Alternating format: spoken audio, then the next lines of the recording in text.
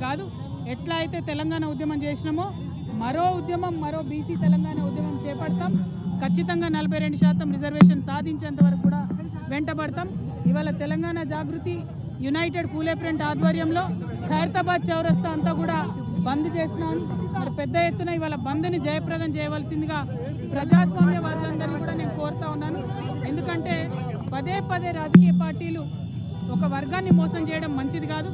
ఈ మోసాన్ని ఎండగడుతూ ఇవాళ బంద్ చేస్తున్నారు కాబట్టి అందరం కూడా మద్దతు ఇవ్వాలని చెప్పి ప్రజాస్వామ్యవాదులందరినీ కూడా నేను కోరుతా ఉన్నాను. ప్రధానంగా ఒక్కటండి, హైకోర్టులు, సుప్రీంకోర్టులు ఎప్పుడైనా బీసీలకు వ్యతిరేకంగానే తీర్పులు ఇచ్చినాయి. ఎందుకంటే ప్రభుత్వాలు ఆ తీర్పులు అట్లా రాకుండా సాంకేతిక పరమైనటువంటి అంశాల మీద క్లారిటీ ఇవ్వలేదు ఎప్పుడు గవర్నమెంట్. ఉదాహరణకు మన తెలంగాణ రాష్ట్రంలోనే సరైనటువంటి జనగణన జరగలేదు, సరైనటువంటి ఎన్యూమరేషన్ జరగలేదు, సరైనటువంటి dedicated BC commission rules follow అవ్వలేదు. అవన్నీ అయి ఉంటే కోట్లలో నిలబడేటి. నిన్న ఇచ్చినటువంటి జీవో 9 కూడా రిఫరెన్స్ వీళ్ళు ఏదైతే సవరించిన పంచాయతీరాజ్ చట్టం ఉందో దాని గురించి పెట్టకుండా పెట్టినారు కాబట్టి జీవో 9 కూడా కొట్టేసారు. అంటే చిత్తశుద్ధి లేదు పార్టీలకు అని తెలుస్తూ ఉంది. కాబట్టి ఒకటే రిక్వెస్ట్ చేస్తున్నాం, కాంగ్రెస్ పార్టీ అయినా భారతీయ జనతా పార్టీ అయినా మీరు బీసీ బిడ్డల్ని మోసం చేయడం, మభ్యపెట్టడం మానేయండి. ఎన్నికలు ఇంకో 5-6 నెలలు కాకపోయినా ఏం ఒరిగేది లేదు, నష్టమేం లేదు. మహారాష్ట్రలో 5 ఏళ్ళు ఎన్నికలు కాలేదు, తమిళనాడులో 10 ఏళ్ళు ఎన్నికలు కాలేదు, అప్పుడే బీసీలకు రిజర్వేషన్లు వచ్చినాయి. కాబట్టి ఆ విధంగా ప్రయత్నం చేయాలని చెప్పి మేము కోరుతా ఉన్నాం. యూపీఎఫ్ చైర్పర్సన్ గారు బొల్ల శివశంకర్ గారు మాట్లాడితే స్థానిక ఎన్నికలు అక్కడ ఉన్నటువంటి గ్రామ స్థాయిలో ఉన్నటువంటి లీడర్స్ అంతా లాస్ అవుతాము. గతంలో ఉన్నటువంటి బిల్లులు కూడా ఇంకా పెండింగ్ ఉన్నాయి. మళ్ళీ అధికారంలోకి వస్తేనే బిల్లులన్నీ కూడా క్లియర్ అవుతాయని వాళ్ళు చెప్తున్నారు. మీరేమో ఎన్నికలు వాయిదా పట్ల పర్వాలేదని చెప్తున్నారు. అది తప్పమ్మా. ఇదివరకు ఉన్నటువంటి బీఆర్ఎస్ సర్పంచ్ల బిల్లులన్నీ కూడా ఆపడం జరిగింది. కాంగ్రెస్ పార్టీ ప్రభుత్వం 2 సంవత్సరాల్లో బిల్లులు ఇవ్వలేదు. అనేక మంది సర్పంచులు ఆత్మహత్యలు చేసుకుంటే కూడా కరగలేదు ఈ ప్రభుత్వం. వాళ్ళు ఇక ఎగ్జాస్ట్ అయ్యి ఆశలు వదిలేసుకుంటే మళ్ళీ కొత్తగా ఎలక్షన్లను తీసుకొచ్చారు. ఇప్పుడు ఆ పాత వాళ్ళు గెలుస్తారా నిలుస్తారా అనేటటువంటిది ఒక ప్రశ్న అయితే, రెండవ ప్రశ్న పదే పదే బీసీలను ఎట్లా మోసం చేస్తారమ్మా? పదే 3 సార్లు బిల్లు పెట్టింది ఈ ప్రభుత్వం. ఒకసారేమో 42% బిల్లు పెట్టింది, ఇంకొకసారేమో సవరణ చేసింది, ఇంకొకసారేమో జీవో అని ఇచ్చింది. అంటే ఏది కూడా టెక్నికల్గా నిలవకుండా చాలా తెలివిగా బీసీలను మోసం చేస్తున్నారు. ఇది కరెక్ట్ కాదు సార్. బీసీ రిజర్వేషన్ గురించి వాస్తవానికి కూడా 78 సంవత్సరాలుగా బహుజనులు, బీసీలు రాజ్యాధికారం కోసం కొట్లాడుతూనే ఉన్నారు. ఆనాటి నుంచి నేటి వరకు కూడా రాజ్యాంగ హక్కులు కల్పించేటువంటి పార్టీలు కానీ భారత ప్రభుత్వం కూడా మరి వీళ్ళని విస్మరించి రాజ్యాంగబద్ధంగా హక్కు లేకుండా మరి సుప్రీంకోర్టు పేరుతో కాలయాపన చేస్తున్నాయి.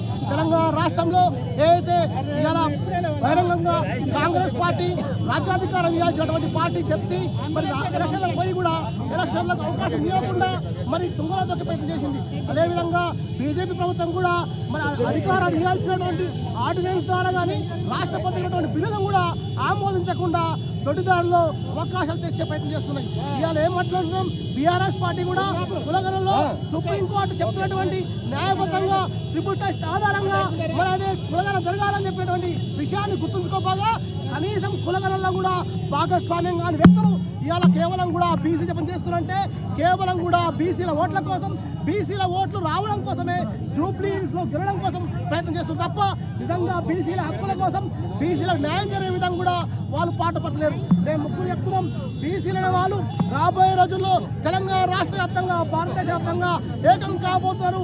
బలమైనటువంటి బీసీలు అందరం కూడా అవసరం వస్తే 3వ కన్ను తెరిచే అవకాశం ఉంది. 3వ కన్ను తెరిస్తే BRS party, Congress party, BJP పార్టీని ముగ్గురు కూడా భస్మపట్నం చేసే ప్రయత్నం కూడా బీసీలు చేసుకోబోతారు.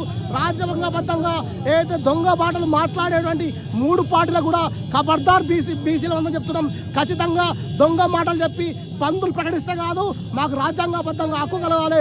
రాజ్యాంగబద్ధంగా హక్కు వచ్చిన తర్వాతనే, ప్రజాప్రతినిధులుగా ఎన్నుకోబడిన తర్వాతనే, ఎలక్షన్ జరిగిన తర్వాతనే మరి న్యాయబద్ధంగా రావాల్సిన హక్కులు ఉన్నాయి. మీరు ఏదో కళ్ళబొల్లి మాటలు చెప్పి తూతూ మంత్రంగా చేసి అవి ఏదో చేతులు పని చేస్తే మాత్రం రాబోయే రోజుల్లో బీసీలందరూ ఆగ్రహానికి గురికాక తప్పని విషయాన్ని కూడా గుర్తు చేస్తూ ఉన్నాం. బీసీలందరూ రాబోయే రోజుల్లో మీరు అనుకుంటున్నట్టుగా ఏదో మీ చెప్పు చేతులు లేము, అందరం గ్రహిస్తున్నాం.